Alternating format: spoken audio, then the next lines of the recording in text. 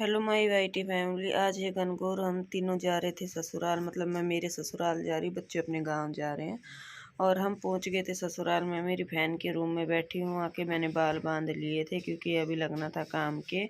और मेरी बहन नहा के आ चुकी थी तो वो तैयार हो रही थी, और बच्चे भी नहा चुके थे मेरी बहन के। हम तो तीनों क्योंकि नहा के गए थे। लक्की अपने बड़े पापा के साथ जाके रसगुल्ले का पिप्पा लेके आया था। नन्नू थक गई थी तो रेस्ट कर रही है। और उसके बाद में मैंने बनाई थी सामक, क्योंकि नवरात्रे भी चल रहे हैं और नवरात्रों का तीसरा दिन है तो काफ़ी लेडीज़ों ने फास्ट भी कर रखा होगा, इसीलिए मैंने सामक बनाई थी। क्योंकि इसमें 16 लेडीज मेरी बहन की होती है और 16 लेडीज ही मेरी होंगी। मम्मी का पापा जी का खर्चा लग रहा था तो आधा, तो हमने सोचा क्यों ना हम लोग दोनों साथ में मिलके ही कर लेते हैं और खर्चा भी कम आएगा इसी वजह से। तो हम दोनों बहनों ने मिलके गनगौर का उद्यापन किया था। और पड़ताणी आ चुकी थी, मतलब बामणी आ चुकी थी, गाँव में बोलते बामणी। बामणी आ चुकी थी, उन्होंने जैसे जैसे बताया हमने वैसे वैसे इनकी पूजा कर ली थी। और वहाँ पे जो लड़कियाँ थी, गांव की 2-3 लड़कियाँ थी, उन्होंने बैठ के गनगौर का गाना भी गाया। गोरे गनगौर माता खोले की वाड़ी, पूजन आई तेरी पूजन वाली, कुछ ऐसे करके था। और उसके बाद में हमने पूजा करने के बाद में लेडीजों के आने से पहले और भी जो सामान था उन सब की पूजा करी। एक परात में मेरा था और एक परात में मेरी बहन का था।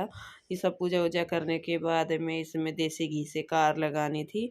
तो देसी घी से कार लगाने के लिए पहले बहन ने लगा दी थी तो घी गिरा हुआ ही था फर्श पे, तो मैंने तो साड़ी को ढंग से समेट लिया था ऊपर, क्योंकि ये न्यू साड़ी है।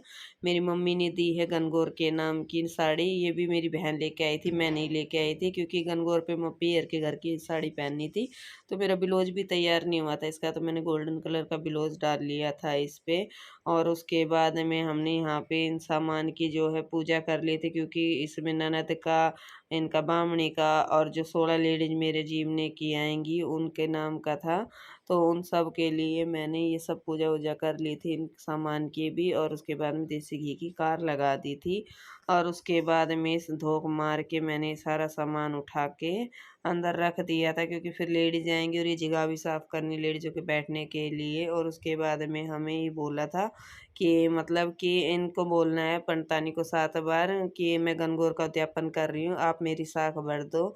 मैं गनगौर का उद्यापन कर रही हूँ, आप मेरी साख भर दो। मुझे तो हंसी आ रही थी ये बात बोलते बोलते, लेकिन मैंने सब बोला। और उसके बाद में हम लोगों ने गनगौर माता को पानी पिलाया शाम के टाइम में। और उसके बाद पानी पिला के हम लोग वहाँ चले गए थे सती धोखने के लिए, क्योंकि मैं काफ़ी सालों में सती धोखने के लिए गई हूँ। तो आज के दिन सती की पूजा भी होती है, तो इसीलिए सब बच्चों ने पहले वहाँ पे झाड़ू लगाई, क्योंकि सबसे पहले सती माता पे झाड़ू लगाई जाती है। तो लकी बोल रहा था मम्मी झाड़ू बन लगाते कि मेरी वीडियो नहीं बनाना, मैं तेरी तो पक्का बनाऊंगी। फिर उसके बाद में सबसे लास्ट में मैंने झाड़ू लगाई, इतनी देर में मेरी सासू ने पूजा करी। फिर उसके बाद में हमने सब ने, दौरानी जिठानी ने और चाची सास ने मिलकर पूजा करी। मतलब एक ही दौरानी रह गई थी यहाँ पे, औरों के बच्चे छोटे थे वो चले गए थे खेत में। और अभी लावणी का टाइम है तो लोग बाग खेतों में चले गए थे सभी लगभग मोस्टली। तो इसको नहीं आती लावणी करनी, तो ये यहीं पे रुक गई थी हमारे पास में। तो इस ये ही एंड तक हमारे साथ में रही थी। ये मेरी सबसे छोटी दौरानी है अभी फ़िलहाल। और उसके बाद में हमने सती माता की पूजा कर ली थी, आखे वाखे चढ़ा दिए थे उनको। और उसके बाद में हम घर जाके गनगौर जी का, मतलब उनको ससुराल पहुंचाने चले गए थे। कुआं बहुत ऊंचे में था, बड़ी मुश्किलों से चढ़ी लड़कियों ने, यानी नन्नू ने और हिमांशु ने गनगौर जी को उनके ससुराल पहुंचा दिया था। और हमने उनको ठंडे पानी से उनको सहला दिया था।